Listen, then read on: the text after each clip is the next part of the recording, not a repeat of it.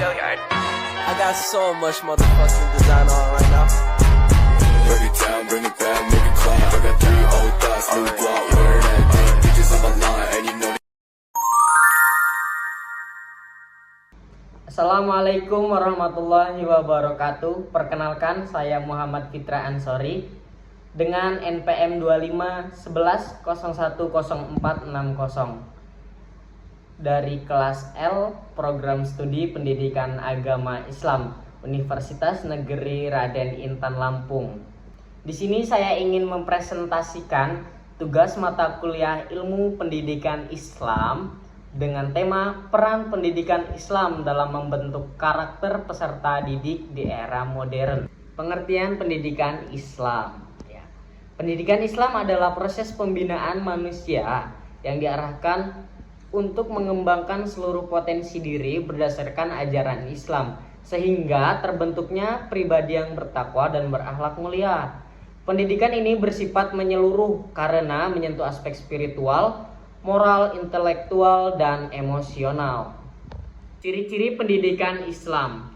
Di sini ciri-cirinya ada 5 aspek, yaitu berlandaskan Al-Quran dan Sunnah, menjadikan akhlak sebagai prioritas, mengharmoniskan kepentingan dunia dan akhirat, mengintegrasikan ilmu dengan amal, dan mendidikan manusia secara komprehensif.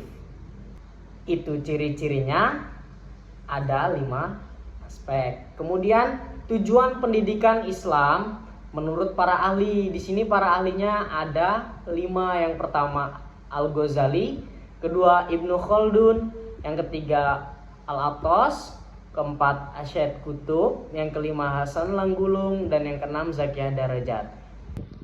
Al-Ghazali mengemukakan tujuan pendidikan Islam adalah mendekatkan manusia kepada Allah dan membentuk pribadi yang beradab. Itu menurut ataupun gagasan dari Al-Ghazali. Kemudian Ibnu Khaldun, beliau berpendapat bahwa pendidikan diarahkan untuk menghasilkan manusia yang memahami agama, mampu berpikir kritis dan berperan sosial. Itu menurut Ibnu Khaldun. Kemudian ada menurut Al-Attas. Beliau berpendapat bahwa tujuan utama pendidikan adalah menanamkan adab sebagai dasar perilaku manusia. Kemudian ada dari Syed Qutbi. Beliau berpendapat bahwa pendidikan Islam membentuk manusia yang seimbang antara aspek spiritual, rasional, dan fisik. Kemudian ada dari Hasan Langgulung. Beliau berpendapat bahwa pendidikan menciptakan manusia yang beriman, bertakwa, kreatif, mandiri, dan mampu memecahkan masalah. Kemudian ada dari Zakiyah Darajat. Beliau berpendapat bahwa pendidikan Islam bertujuan membentuk kepribadian muslim yang mampu menjalankan tugas kekhalifahan. Itu tujuan dari pendidikan agama Islam menurut para ahli. Kemudian ada pembentukan karakter dalam Islam. Dalam Islam, karakter dikenal sebagai akhlak, yaitu sifat-sifat yang melekat pada diri seseorang dan termanifestasi dalam perilaku sehari-hari. Komponen pembentukan karakter. Yang pertama ada akidah. Akidah menjadi landasan pembentukan karakter dan pengokohan perilaku moral. Yang kedua ada ibadah. Kenapa ada ibadah? Karena melatih kedisiplinan, pengendalian diri, keikhlasan, dan ketundukan kepada Allah Subhanahu wa ta'ala. Kemudian ada akhlak. Akhlak meliputi akhlak kepada Allah, sesama manusia, diri sendiri, dan lingkungan. Kemudian ada adab. Mengapa adab? Adab merupakan tata krama dalam berbagai aspek kehidupan seperti berbicara, belajar, makan, dan bergaul. Kemudian ada pembiasaan karena terbentuk melalui kegiatan positif yang dilakukan berulang. Kemudian ada keteladanan. Pendidikan karakter tidak akan efektif tanpa contoh nyata, dan Rasulullah adalah teladan utama. Yang terakhir ada lingkungan. Ini yaitu keluarga, sekolah, dan masyarakat berpengaruh besar dalam membentuk akhlak. Selanjutnya ada tantangan pendidikan Islam di era modern. Yang pertama ada globalisasi dan westernisasi yang membawa budaya kurang sejalan dengan nilai-nilai Islam. Yang kedua, kemajuan teknologi digital. Hal ini memicu kecanduan gadget, hoax, cyberbullying, dan konten negatif. Yang ketiga ada penurunan moral seperti hilangnya sopan santun dan meningkatnya perilaku menyimpang. Yang keempat ada krisis identitas, di mana peserta didik mudah kehilangan jati diri keislaman.